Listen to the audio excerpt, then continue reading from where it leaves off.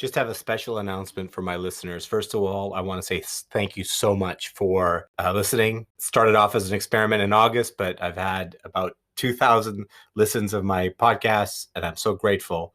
I have a special request for my year-end episode 2020, which has been an incredibly interesting year. I plan to do an episode of listener feedback. So what I'd love for you to do is leave me a message, and the link is in the show note, about what you took away. What was one thing after listening to several episodes was the most impactful to you, that helped you in some way, or was an insight you hadn't thought about before?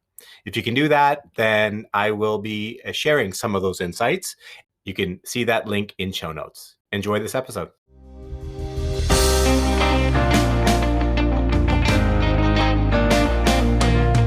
Welcome to the Navigating Disruption podcast. I'm your host, Shaquille Barmel. I'm the CEO of Ocean Blue Strategic and partner with the Summit Group. I'm a coach, consultant, and speaker, and I help leaders, entrepreneurs, and sales professionals make an impact through improved performance. In this podcast, I share insights and interviews with interesting leaders to define practical lessons that you can use to make an impact in the face of uncertainty.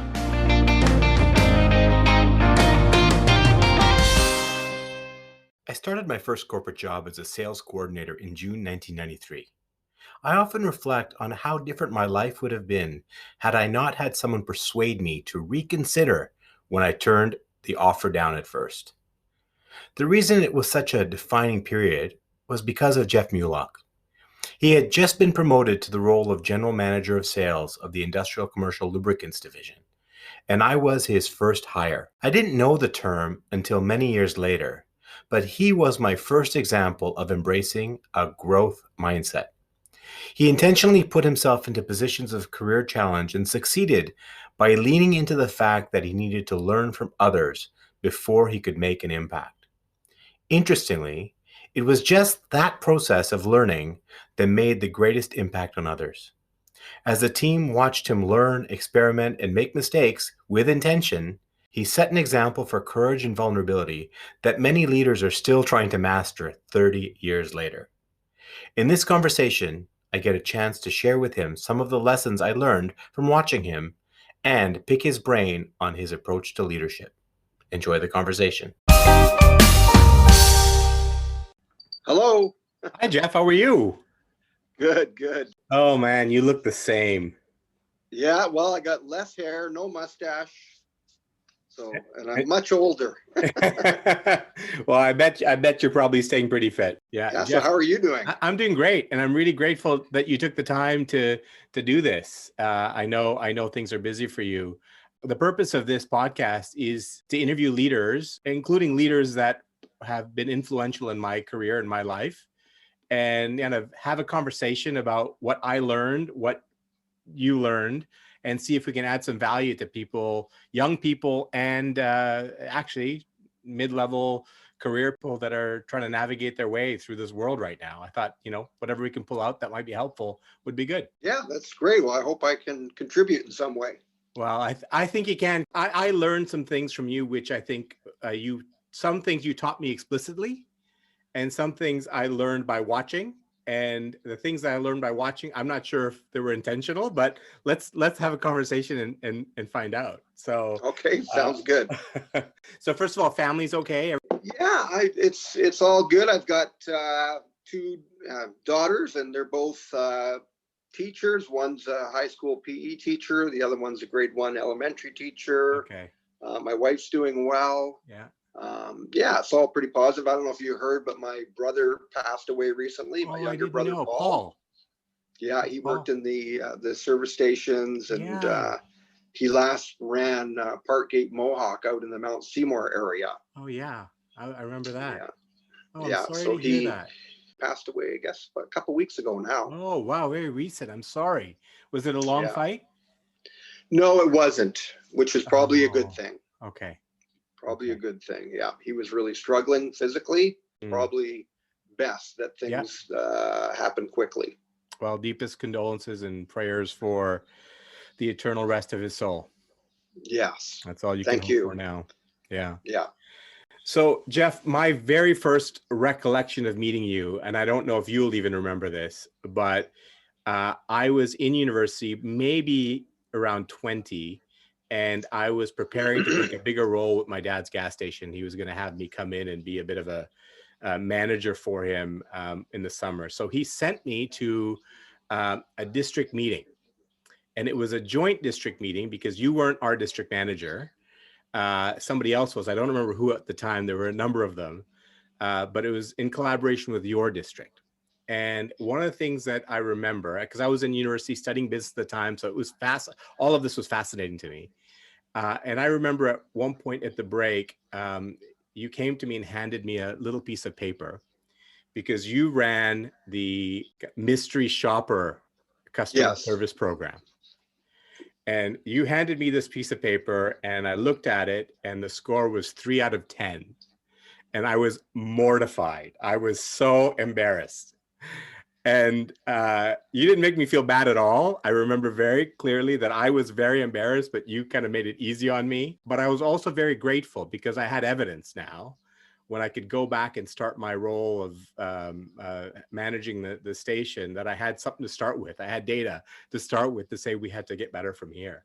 So that was my first recollection of meeting you. I don't know if I remember that, but I certainly remember your dad. Always had a big smile and very welcoming. And even though I didn't, go to his location that often, he was a great guy. Yeah. Well, a few years later, you were actually my very first boss, my very first job out of university. And I have to say that it was probably close to 2 years that I worked for you. And it was quite a formative period and a defining moment. In fact, the whole Mohawk time was. And I know that was the case for you and many of us, I'm sure, that was a formative time in our career. But that very first job, you were the general manager of lubricant sales, and you were interviewing me for a job to replace somebody that had probably worked at Mohawk for like 25 years, much more senior. I was fresh out of school. So I understand the idea of hiring somebody that earlier in their career for this role, but like I was fresh out, like literally had never had another job, and you hired me. Just curious, what were you thinking?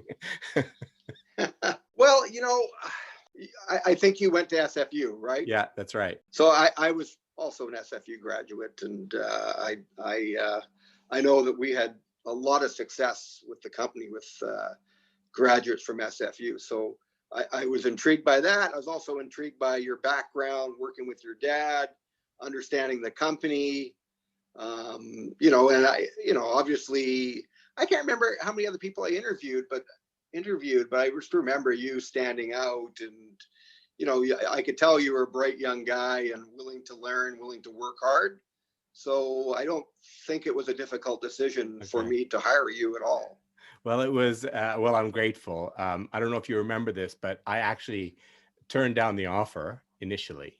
I don't remember that. but I'll tell you what was going on. I went through my interview process, had a fantastic interview with you, very excited. And then I interviewed a few of the other sales managers there and discovered the pent-up hostility between sales and manufacturing, the lubricants plant. And my job was to be smack dab in the middle of that. And I was like, I don't know if I'm ready. I'm just too bright and shiny to come in and be in the middle of this hostility. So I turned down the job, but then Neil, the HR manager, persuaded me. He said, you know what, there's some changes coming, things are coming. And so I took the job.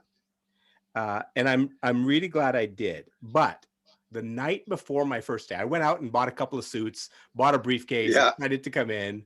And the night before my first day, you called me and say, well, can you report to this other location? I drove to the other location and it was the lubricants plant. So I show up in a suit, I handed a pair of coveralls, and I was going to be making lube oil.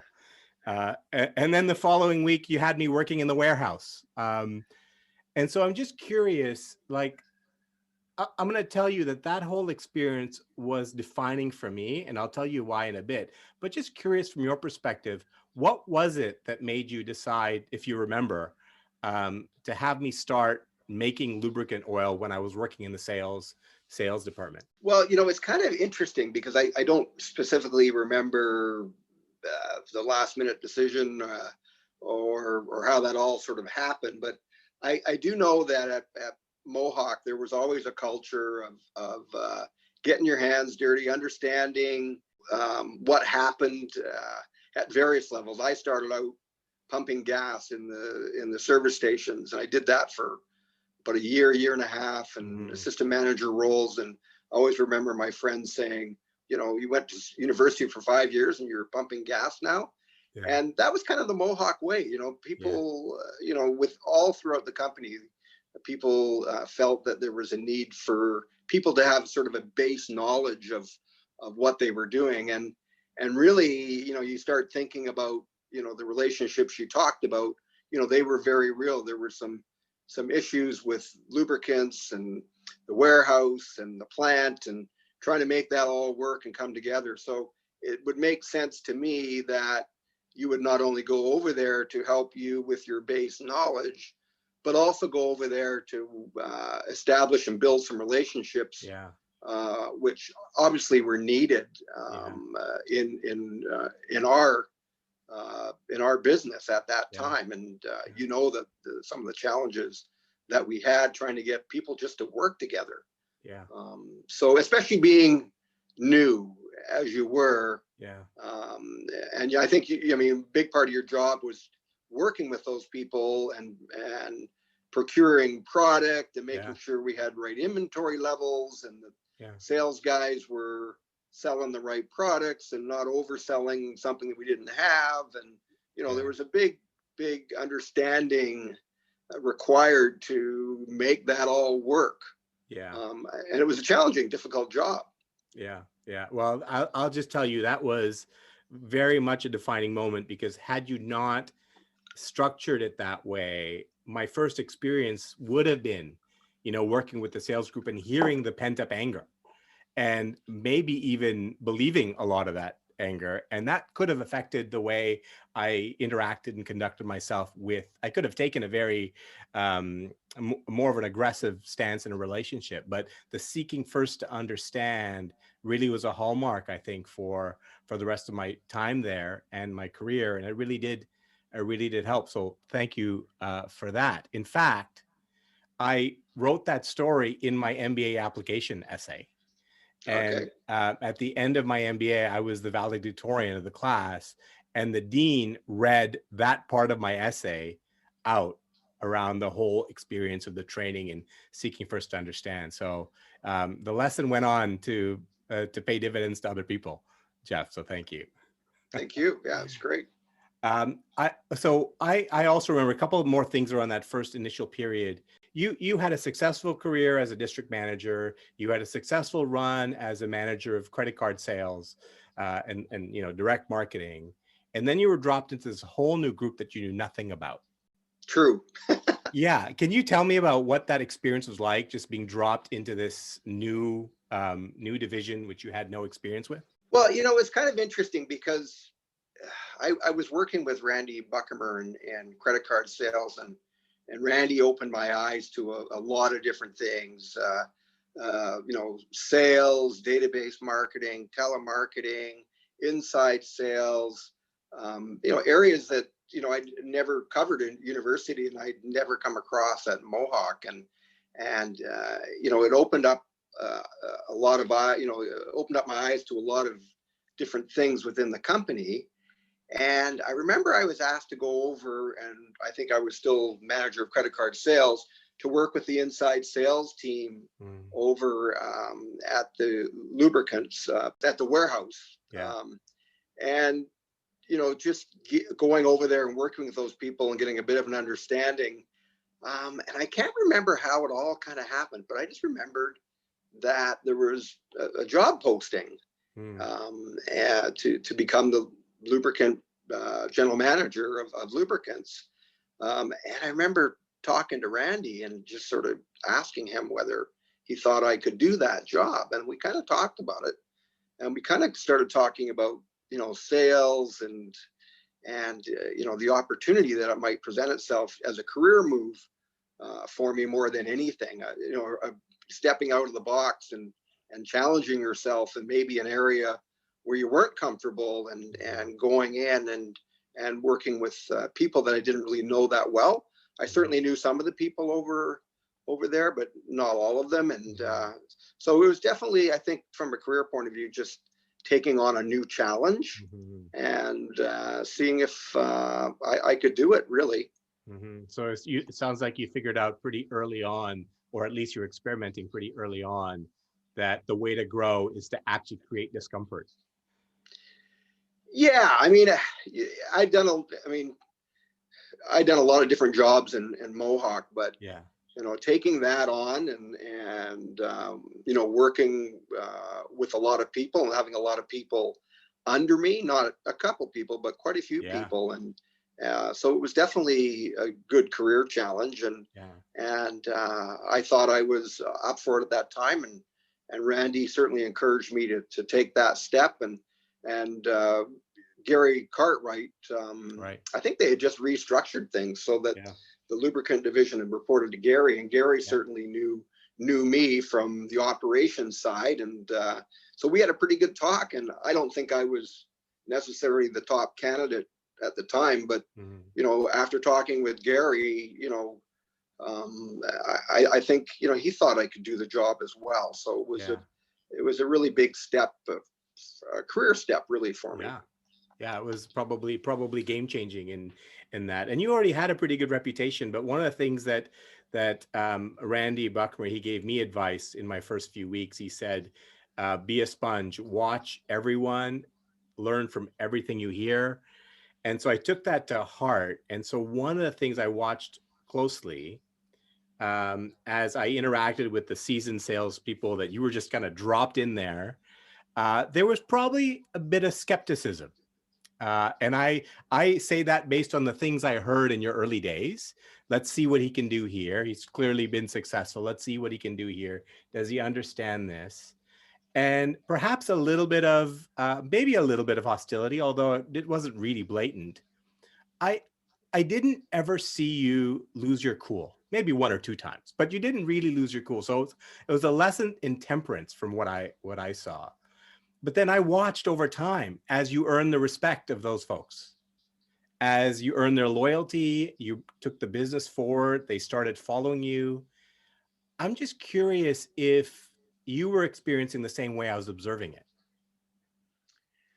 Yeah, well, there's always, whenever you're working with people, it's always sort of difficult, and you have to get buy-in, and it wasn't just buy-in from the sales guys. It was buy-in from the lubricant plant, guys in the warehouse. And, the good thing was that we had done a business plan. I think Dev Walia helped out with it. It was they had a process improvement group, and we pulled in different people from the warehouse, the lubricants plant, the salespeople, and we really kind of developed a new business plan, a new business model on how to proceed. So, I felt like I had some good direction, and I felt like I had some buy-in, especially from that group of people. It was really about convincing other people that this was the right thing to do. And I remember Randy, because I said to Randy, I've never run a sales force before. I've never really had done sales, so to speak. Yeah. And I remember Randy directed me to Murray Pratt, who I'd done some sales training with. And I sat down to Murray and I just said, hey, what do I do?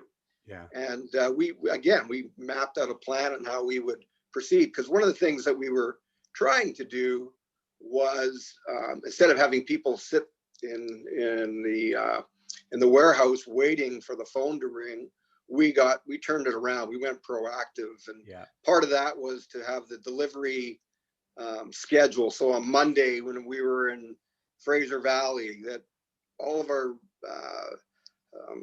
our deliveries were all made on Monday in the Fraser Valley, whereas before I arrived, the truck was driving all over the Lower Mainland every day. So again, that was sort of understanding where the pain was, in all organizations over there, and just trying to work with people to relieve that pain and to push forward. And, the sales guys, none of them had a lot of formal sales training. Yeah. And we started working with Lubrizol as well. Yeah. And, getting some technical training. So those were two things that we really targeted. And I tried to use those things to help build the sales team, build morale, get buy-in from all the sales group, and really kind of understand how we were changing things, how we wanted them to focus on their top customers and their sort of mid-grade customers, and the customers that were solid and maybe small, we let inside sales handle those people. And so it was a real sort of change the way we were doing things. And we certainly had some success, but it wasn't without its challenges. Sure. That's for sure. Sure. Well, so first things first, you basically started with, let's get a strategy in place. And then you start identifying opportunities for process improvements and structure. Yeah, that's basically what we did. And we, like I said, we identified a lot of those things through some business plan meetings, and just really understanding how we could change that model and make things better. And that's what that's basically what I was asked to do, was to improve how we did our business, and to be cost efficient, and to try to drive sales and work with our existing sales staff. But we did have to make some changes along the way to how we did business. Well, that's one of the things I remember, is the effort you took to really try to modernize and professionalize the way things have been done the same way for a lot of time. I remember an effort you did to put together these books, leather-bound books with sales collateral, properly organized. And that was almost like a gift you gave to each sales person. On one hand, it was a set of tools they needed to do their job. But on the other hand, you made it a bit of a ceremony, which was making them feel like they were getting a gift, which I thought was really a brilliant way of kind of bringing them in and helping them understand that you're actually there to help them and elevate the way they are seen in their profession. That's what I picked up from watching that happen. Yeah, and it was one of these things where, I've always sort of taken the approach of trying to get to know people and understand strengths and weaknesses, and there just really wasn't sort of any sort of formalized, they were all good lubricant salespeople in the sense that they understood products, but having some formal training, having Monday meetings and talking about as a group about what we could do to go forward. And like you said, I didn't necessarily know a lot about lubricants or even their customers, but that was always every Monday when we talked about what we were doing last week and what we're going to do this week. It was always an education for me, and just understanding the business and getting out with the guys as well, and understanding their pain and what their challenges and struggles were as well. So I always enjoyed that role and doing that as well. Yeah. You were also the first example of a leader that didn't act like they needed to have all the answers. Obviously, these days we talk a lot about. Didn't have them. Well, you embraced it. You embraced it. And these days we talk a lot about that as almost like a new thing, right? As I'm coaching a lot of leaders, like that conversation around not believing you need to have all the answers, and it's better to be good at asking questions. But you were practicing that then, and one of the things that was again a lesson that I took away was you mentioned to me something about how important it is just to be willing to accept your mistakes and just say sorry. Because once you say sorry, it takes away a lot of the negative energy, and you just accept it and you're able to move on. Yeah, and it's always, you hear Michael Jordan talk about all the mistakes, he made before he was successful. And, it really comes down to, it's a learning opportunity every time there's a mistake. And, everybody makes mistakes. So I think that I've always kind of understood that.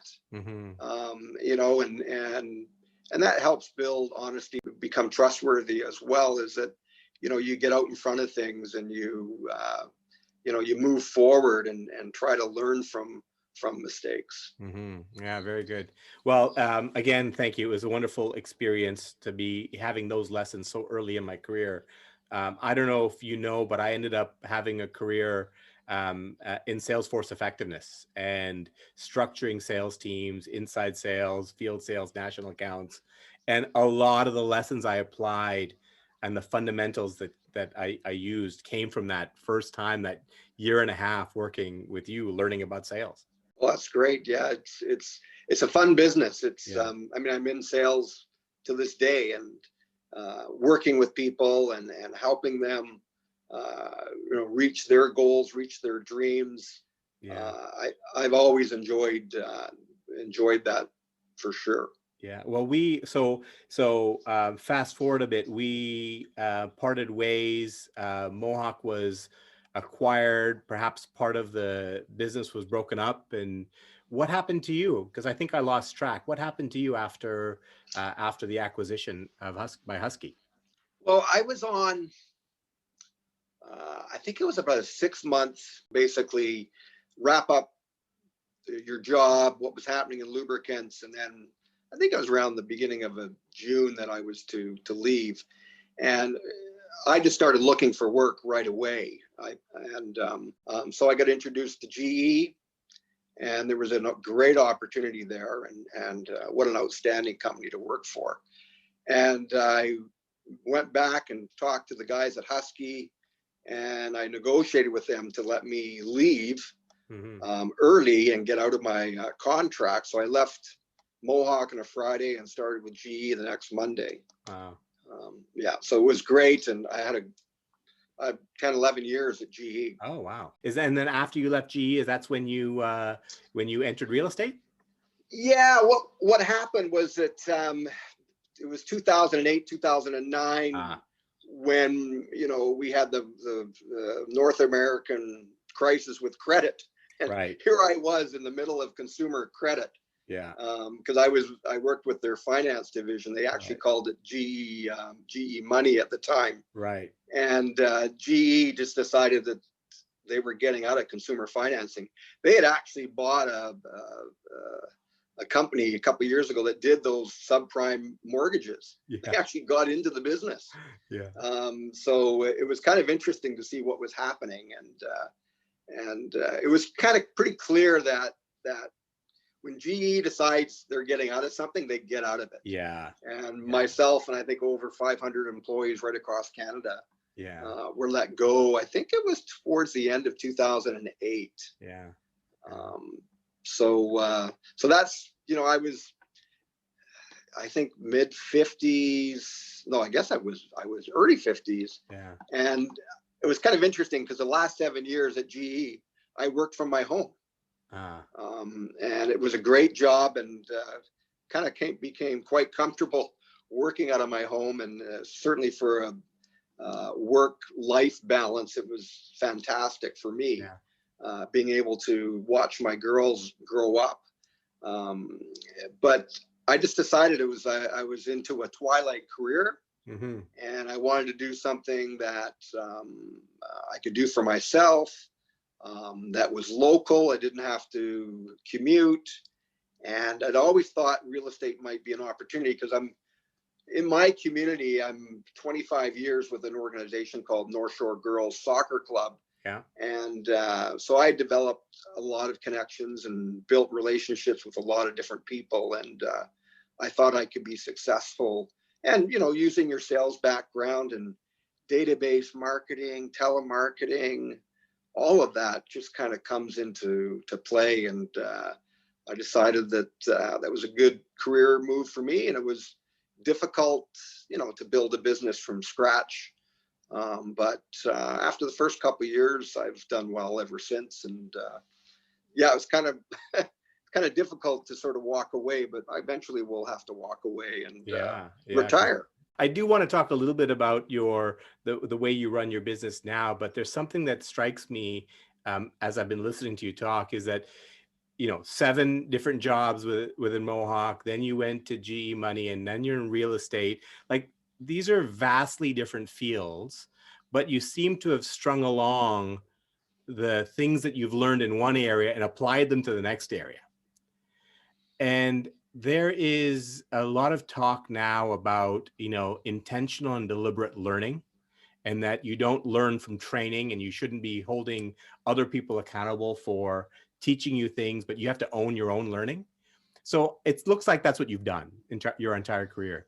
Do you have, even if it's not like something you can draw on paper, a format or a process that you use to learn new things? I think whenever you are jumping into something and you maybe don't have the base knowledge or understanding of what it's all about.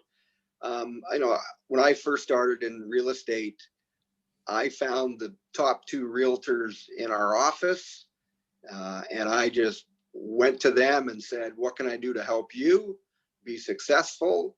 And I just watched and learned, and I got involved with them, and I was doing their open houses, and I ended up picking up some business working with them. But that's what I did. I mean, I just worked hard. And it's kind of interesting because when you first start out in something and it's brand new, I did know a lot of people, but a lot of people said, well, geez, what does he know about real estate? And right. Here I am, I'm going to sell my prize asset and go to market. Do I want to go with somebody that, I know from soccer or has never been a realtor before, or do I want to go with somebody with experience? So I think I probably found myself second choice with a lot of people. Yeah. So I knew that I had to really develop my understanding of that business. And I couldn't think of a better way than to work with the top people in our company. And they were more than happy to help. And I made sure that I contributed and added value to what they were doing. Yeah. And, it's that really kind of helped me for the first 2 or 3 years to get an understanding of the business. So, yeah, I don't think it's rocket science. It's, you want to learn, you reach out to and you talk to people in the field that know what they're doing and the experts, and you kind of go, okay. And I know I had a lot of tools in my toolbox that I could use. So it's just a matter of understanding how to apply those tools and make them work for you. And, I don't do a lot of advertising, so to speak. Mm-hmm. I mostly use database marketing, relationship marketing to build the business. I get lots of repeat customers, referrals, and that's just how I like to do things. And I think, you talk about my career with Mohawk, with GE, a lot of it is relationships and working with people and helping them and helping them be successful. Yeah. If you do that, you can find success yourself. Yeah, absolutely. Well, you really demonstrating, and that's a big lesson for my listeners to take away, is that it doesn't matter how seasoned or experienced you are. You never get beyond the point where you need to seek out other people to help you, and have the humility to tell them that you need to learn from them, and be willing to give them value so they take you in and teach you. I think that's a great lesson for people. I remember going back, talk about relationship marketing.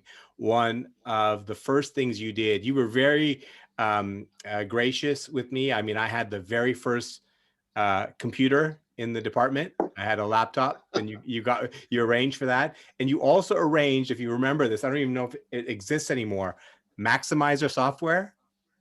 Yes. Yeah. I don't know if it does it anymore, but I was talking to actually a new client of mine that does some work with Salesforce. Yeah. And I was trying to think of the product that we used, the software we used. Yeah, it was Maximizer. That's right. And that was very early in that whole business. Very early. Yes. Like, it was 1993, and I was learning Maximizer software, and you opened the door for that for me. So I got to get a chance to see what Salesforce automation was all about. How do you try to differentiate yourself from others? That's a good question, because like I said, I don't do a lot of sort of newspaper advertising or bus backs or bus stand advertising. I think I differentiate myself. I tell people I specialize in exceeding client expectations. So that's my tagline. And I've always kind of felt that that's why I've been successful is because I go above and beyond. And I definitely do that with my clients. And it pays off. My clients come back to me, they refer people to me. And I think one of the reasons, because in our business, there's a lot of one and done. It's like people just, okay, I'm finished with you. I'm done. They may have some follow-up issues or questions, but that realtor is gone. Yeah. And I'm not like that. I work with people. People move into a brand new place. Yeah. There's home warranty issues, and I work with them, a year out to make sure that they're doing all the right things, to make sure that their warranty works for them. So yeah, I just, I make sure, I think that's how I really differentiate myself is by going above and beyond and working hard. And I work with a lot of people that, I talked to some new clients last week, and one of the lady just said, I know nothing about buying property and real estate. And I said, that's great, because I do. Yeah. And that's what I can bring to the table. Yeah. I've done hundreds of deals, and I can work with you, and I give them information that they need. Again, they need to have a base knowledge as well. So I've put documents and information together for people and they're first time buyers. So there's lots of things they need to know. Yeah. So you teach them. You teach. That's part of. Yeah, I'm a coach. Yeah. Well, I stumbled into a video that you put out there. My daughter. with your daughter. And so here's what I was thinking as I was watching the video. First of all, very, very well done. Very good video. You're interviewing your daughter, but you really didn't act like her dad in the video, which is great. But you were very clear that she's your daughter. What I found interesting was the advice you honed in on about with her was the RSP and the borrowing from your RSP to buy your first home. Now, you won't remember this either, but you gave me that exact same speech when I was 23 years old. Oh, is that right? Well, there was a better program in those days, because it was registered homeowners savings plan. Yeah, absolutely. Yeah. Yeah, and it was a much better program than the one now, because the one now you have to pay it back. Yeah. But well, I did that. I took your advice. I started my RSP, and then about 3 years later, Narissa and I got married, and I was able to borrow from that for my down payment on our first home. Great. So there you go. I was giving out real estate advice a long time ago. Absolutely.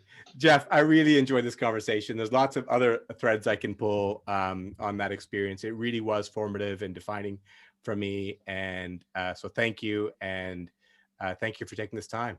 And I wish you lots of success as you enter this next chapter of whatever the next little period. Next chapter is retirement. Yeah. Yeah. I don't imagine you completely retiring, but let's see what happens. I'll watch with interest. Yeah, my wife will be retiring, and I'll kind of piddle away at my real estate business. And you know what? It's great to have a fun job, a job that you really enjoy. Yeah. And I've always been very, very fortunate, whether it was Mohawk, GE, or my real estate career, to really have a job where there's passion, there's motivation, there's fun, and you enjoy doing it every day. So I've been very, very fortunate that way. Well, I'll end with a little conversation that Kaz and I had when I interviewed him. I went on to work with him later on. And we talked a lot about owning your energy and being responsible for the energy you bring into relationships. And that is clearly something you have done. And I've watched you do it. And so thanks for being such a great example. I really enjoyed Randy and Kaz's interviews as well. It was great. That's great. Well, I'm still trying to find the missing piece of the puzzle, which is Carm DeLuca. Where in the world is Carm DeLuca? I can't find him anywhere. So that sounds like a video game. I wish you and your family all the best for the holidays. And I hope that this is the beginning of being able to stay connected, Jeff. So thank you. Great. Yeah, great chatting to you, and it was fun. I really enjoyed chatting to you. It's great. Thank you. Thanks. All the best. Bye. Bye-bye. I don't know if you've ever had a chance to say thank you to some of your early leaders, but I can tell you it's so gratifying to be able to say thank you after almost 28 years. And I really only shared a few of the things I learned from Jeff. But let's recap. Jeff demonstrated how you can grow in your career by putting yourself in situations where you need other people's help to succeed. Often as a leader, for good or bad, people expect you to have the answers to all the problems, to come in on day one with a direction. Jeff demonstrated that even though he came in with a mandate to transform the business, he did it by leveraging the insights and ideas and experience of the people that were already there. He trusted them and gave them a voice. As he built trust, he integrated in cutting-edge ideas from his own experience, and he tried new things without knowing whether they would work. And when they did, he doubled down, and when they didn't, he would fess up and learn from the mistakes. He was also very forthcoming with what he didn't know, and made the effort to close his competency gaps by seeking advice from others. He also set an example for me. I picked up some lessons watching my dad run the family business, watching him squeeze a living from a nickel and dime business in retail. One of the things that I learned from watching him was that when you anticipate an increase in input prices, you might double or triple your order so that when the retail prices go up, you can make a few extra pennies. I saw him do that a few times over the course of my life. Now, I tried to apply that lesson to the job working for Jeff. So remember, I worked in the lubricants plant in my first week, so I had a relationship with the blending supervisor. So when I found out that the cost of lubricant additive was going to go up, I tripled our order from the lubricants plant to the point where I created a backlog. So my contact at the lubes plant called me up and told me what had happened and gave me a heads up that the plant manager was pretty upset and that he tried to calm him down, but likely he was going to call Jeff and complain. So I went on up to see Jeff to apologize, but it was too late because Matt had already called him. He laughed, congratulated me for a bold entrepreneurial move, and then he went around telling everybody in the office how creative and entrepreneurial I was. I earned a lot of respect from my team that day, and in fact, a couple of the sales managers took me to lunch at a really nice place with white tablecloths. And that afternoon, when I came back from lunch, Jeff sat me down and explained how the lesson I had learned from my dad did not really apply in this particular situation. Mainly because the lubes plant was part of the same company, and I was creating a problem for them. And he also told me that I would have to cancel the back orders. From Jeff, I learned to seek first to understand from those you work with: suppliers, customers, coworkers, direct reports, and to encourage experiments and own and learn from the mistakes. These lessons continue to serve me well. I hope you enjoyed that conversation and have a great day. Thank you for listening. If you enjoyed this episode, please rate, review, or share it. I want to say thank you to one of my favorite bands, Late Night Conversations, for sharing their song Chaos with me and letting me use it in this episode. You can learn more about them on Instagram at LNC Connected. And here's more of their song Chaos to take you out.